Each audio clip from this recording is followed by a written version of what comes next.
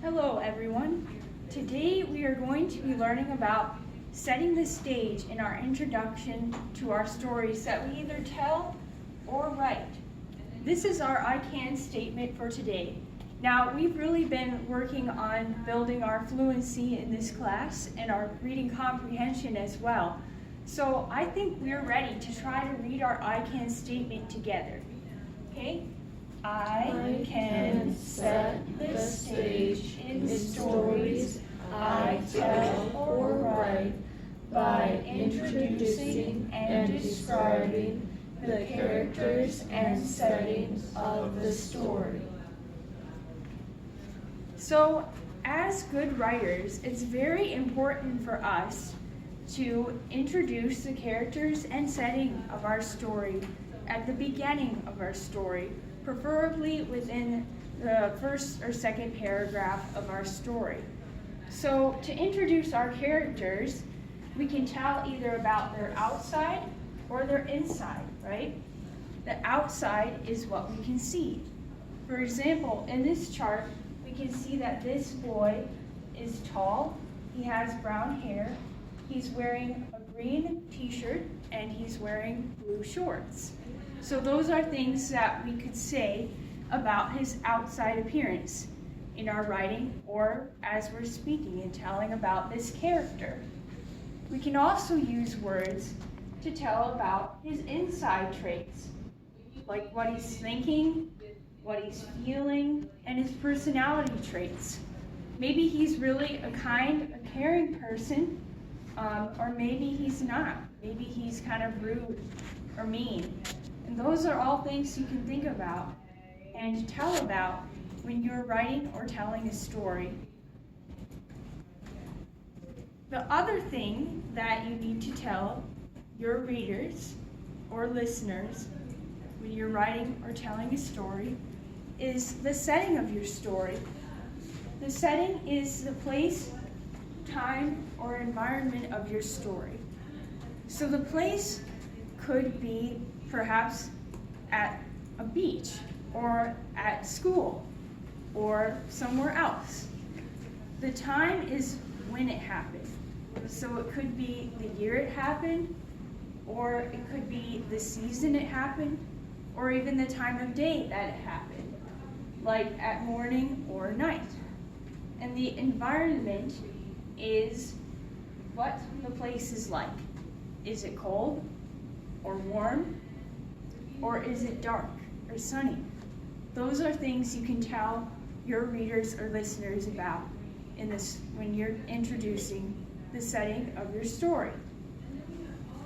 So you may remember how at snack time today, I read to you this entire story, the story of Zachary Zween.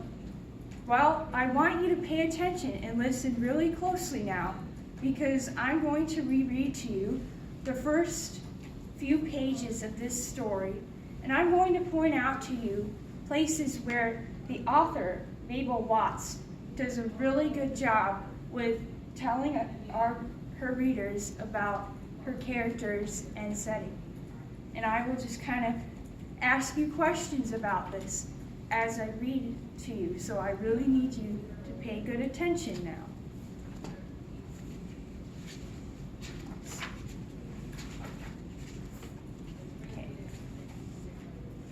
Albert Ames went first each day because his name began with A. For A to Z, that was the rule of this particular London school. A to Z, boys, said Miss Midge when walking over London Bridge. Now, notice how Mrs. Watts, right away, in these first couple paragraphs of her story, introduces two characters to us.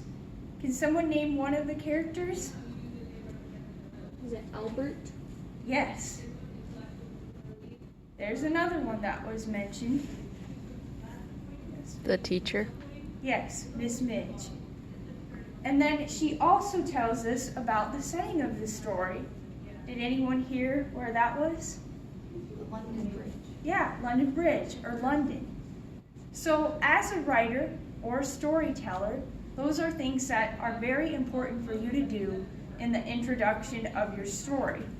You should probably tell about at least one of your characters right away in the first couple paragraphs, and you should also introduce the setting of your story to your readers.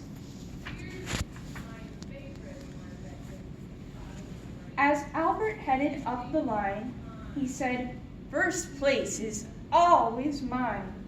I'm first on walking tours and games because I have the best of names." Okay.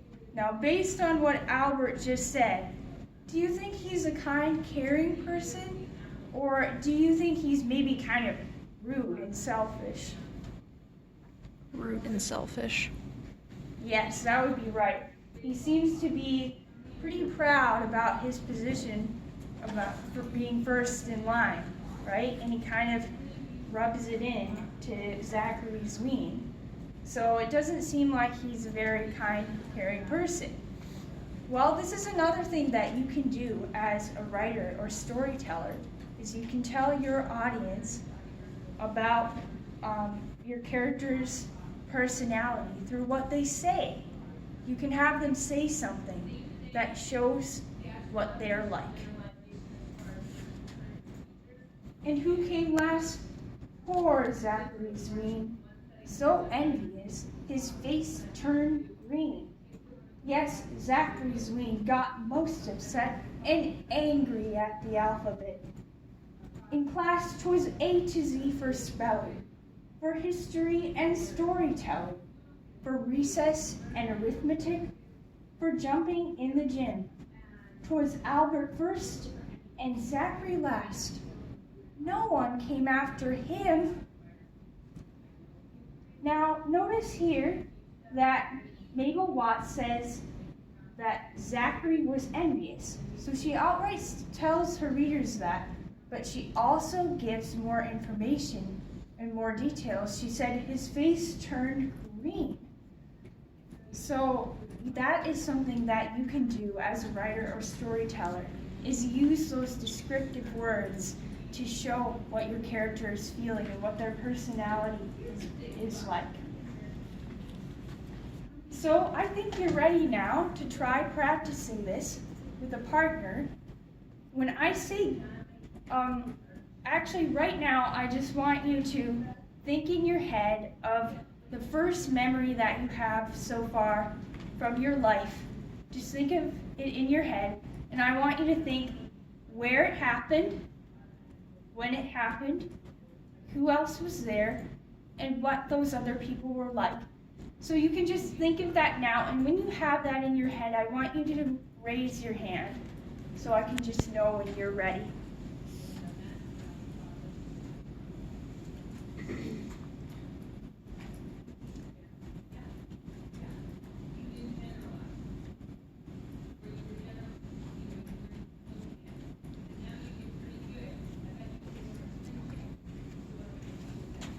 All right, so now when I say go, what I want you to do is I want you to turn to your table partner and I want you to share your memory with them, making sure that you tell them where it happened, when it happened, who else was there, and what those people were like.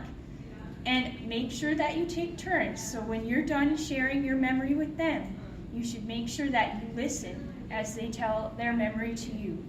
All right, you may go now.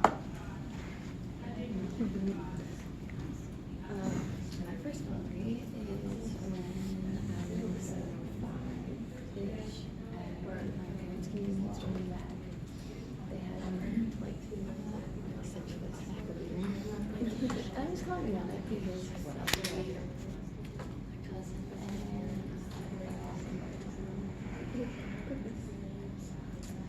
but the ambulance crew was nice. I remember being in preschool one day. I was probably, I don't know, I was like 4 or 5. I don't know for sure. But it was like one of my classmates that was wearing a face. Well, like I was obsessed with Aaron Carter, and his name was Aaron, so that's why I had a crush on him. And I helped him tie his shoe. Ooh. This is all my school. seems like most of you have finished sharing your memories now. I was kind of listening in, making sure that you got all those details in toward the beginning of your story, and you all did a wonderful job with that, so I am very proud of you. What I want you to do today now during your independent writing time is I want you, in your writer's notebook, to write about just the introduction of this same memory that you shared in class today.